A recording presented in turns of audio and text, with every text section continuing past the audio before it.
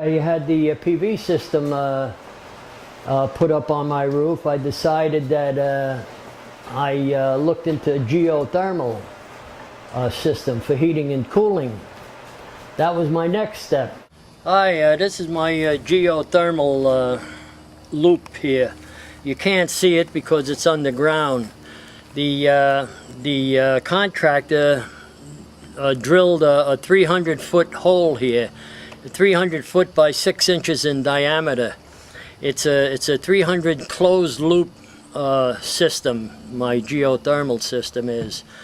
It's the loops go down 300 feet, and then they cut a trench over toward the side of the house. The trench is about 4 foot about 4 foot below the surface, and I have 2¼ inch lines coming along, and it comes alongside the house and on this side of the fence here. It comes up to the edge of the house, and then 4 foot underground there's a couple of elbows that point upwards, and then I have a couple of more elbows here that go through the garage wall, and then we'll have to go around to the inside the garage to see the rest of it. Okay, sure. And here we are inside the garage. As you saw on the other side, we came through the wall of the garage. We come up to a circulating pump here. This is an electric circulating pump. And off the circulating pump we have a couple of water lines. Now bear in mind, these water lines are filled with water, just as the closed loop is filled with water. And all the air has been extracted from the line, so it's solid columns of water. And when my thermostat in the house calls for heating or cooling, it turns on this circulating pump, and it circulates the water through this compressor unit. Now this is a heat pump unit, but it has a reversing valve. So this heat pump supplies heating and cooling. In the summer it supplies cooling, in the winter it supplies heating. It just reverses itself. It's very efficient, and I understand you save, with all the literature that I've read, you can save up to 70% on your heating and cooling bill with the geothermal heating and cooling system. I know my energy bill is very low, and I attribute that not only to my geothermal, but my tankless water heater and my awnings, and I'm very pleased with it, and it's maintenance free. It just keeps running, and I haven't had a problem with it, but I haven't had it that long. It's only been I guess a year or so that I've had this geothermal unit, but it's very efficient, and people say, well, how cool can you get the house? Well, I can get the house very cold.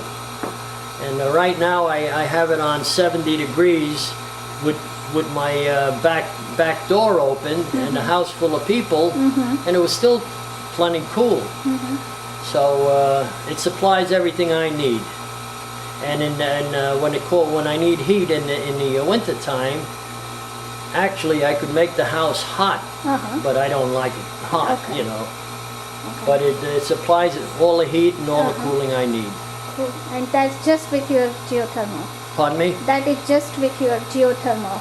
Yes. Right. The geothermal supplies the heating and the cooling. Okay. And like I said, it's up to 70% efficient. Right. 70% efficient over traditional heating and cooling systems.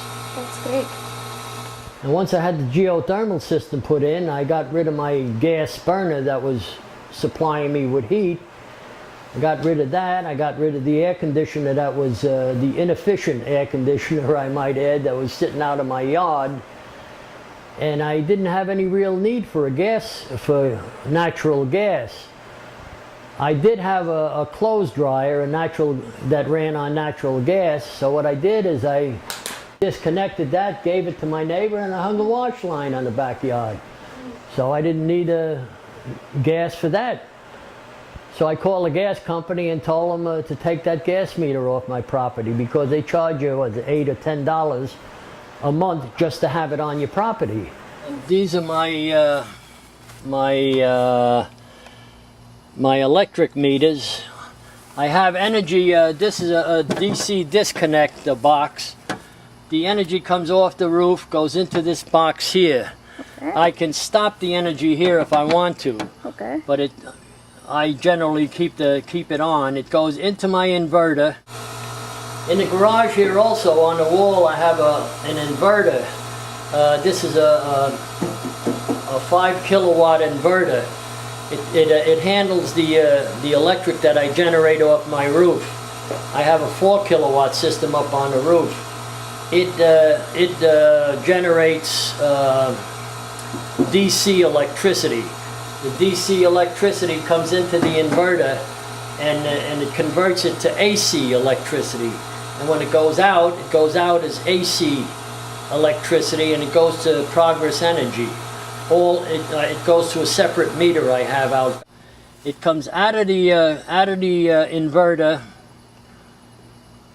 and it comes out as AC energy. Right. And the AC energy goes into this meter here, Okay. and it goes to Progress Energy. So Progress Energy gets all the energy that goes in here.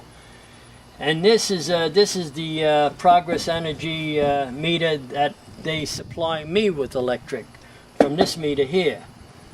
See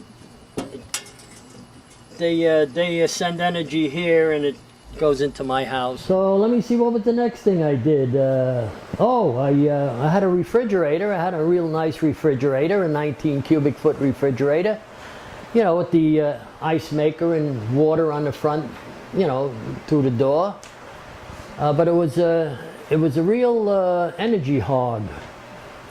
So what I did is I went out and bought another refrigerator, an 18 cubic foot refrigerator. It has an ice maker up in the freezer unit.